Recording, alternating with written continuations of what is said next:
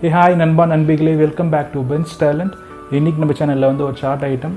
இன்றைக்கி வந்து வேர்க்கடலை சுண்டல் பண்ண போகிறோம். இதுக்கு வந்து ஒரு 1/2 கிலோ வேர்க்கடலை வாங்கினேன்.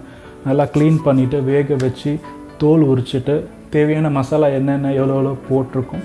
ஸோ ரொம்ப சிம்பிளான ஸ்நாக், கண்டிப்பாக உங்களுக்கு பிடிக்கும். நம்ம சேனலை ஃபஸ்ட் டைம் பார்க்குறவங்க மறக்காமல் VinsTalentக்கு சப்ஸ்கிரைப் பண்ணிக்கோங்க. அப்போ தான் நான் போடுற வீடியோ உங்களுக்கு அப்டேட் வந்துக்கிட்டே இருக்கும்.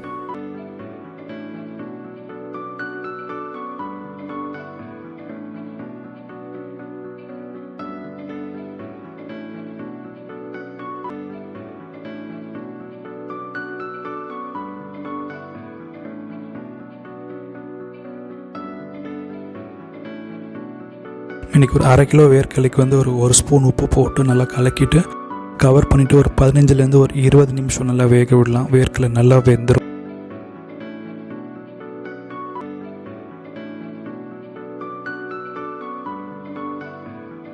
ஒரு 15 நிமிஷம் மேலே ஆயிடுச்சு. வேர்க்கடலை பார்த்திங்கன்னா கலர் மாறி இருக்குது. ஸோ நம்ம எப்படி வெந்திருக்கான்னு பார்த்துக்கலாம்.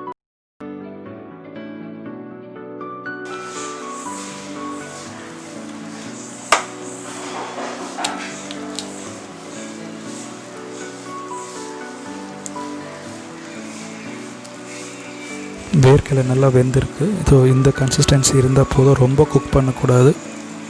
நெக்ஸ்ட்டு வந்து மசாலா நம்ம ரெடி பண்ணிக்கலாம். நம்ம ஒரு பவுலில் வந்து வேக வச்ச வேர்க்கடலை தோல் உரிச்சிட்டு இதில் ஆட் பண்ணிக்கலாம். நெக்ஸ்ட்டு வந்து என்னென்ன வெஜிடபிள்ஸ் போடலான்னு பார்க்கலாம். சால்ட் ஒரு 1/2 டேபிள் ஸ்பூன் சேர்க்குறோம்.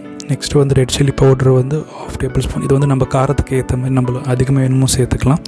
நெக்ஸ்ட்டு வந்து ஒரு சின்ன தக்காளி விதையெல்லாம் எடுத்துகிட்டு ஒரு பொடியாக கட் பண்ணியிருக்கோம், அதை ஆட் பண்ணிவிட்டு அதுக்கு அடுத்து வந்து ஒரு சின்ன வெங்காயமும் பொடியாக கட் பண்ணி ஆட் பண்ணுறோம். நெக்ஸ்ட்டு வந்து ஒரு குக்கும்பர் வெள்ளரிக்காய் வந்து கொஞ்சமாக கட் பண்ணிவிட்டு இது வந்து ஒரு 2 டேபிள் ஸ்பூன் மேலே அளவுது.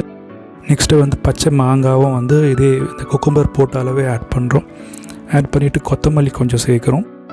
கொத்தமல்லி போட்டு ஒரு லெமன் வந்து கொஞ்சமாக ஜூஸ் மட்டும் சேர்த்துட்டு நம்ம நெக்ஸ்ட் நல்லா மிக்ஸ் பண்ணிக்கலாம்.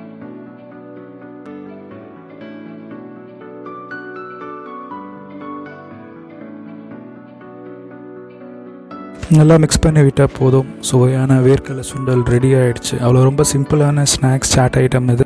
ஸோ நீங்களும் ட்ரை பண்ணி பாருங்கள். ட்ரை பண்ணிவிட்டு உங்கள் கமெண்ட்ஸை ஷேர் பண்ணுங்கள்.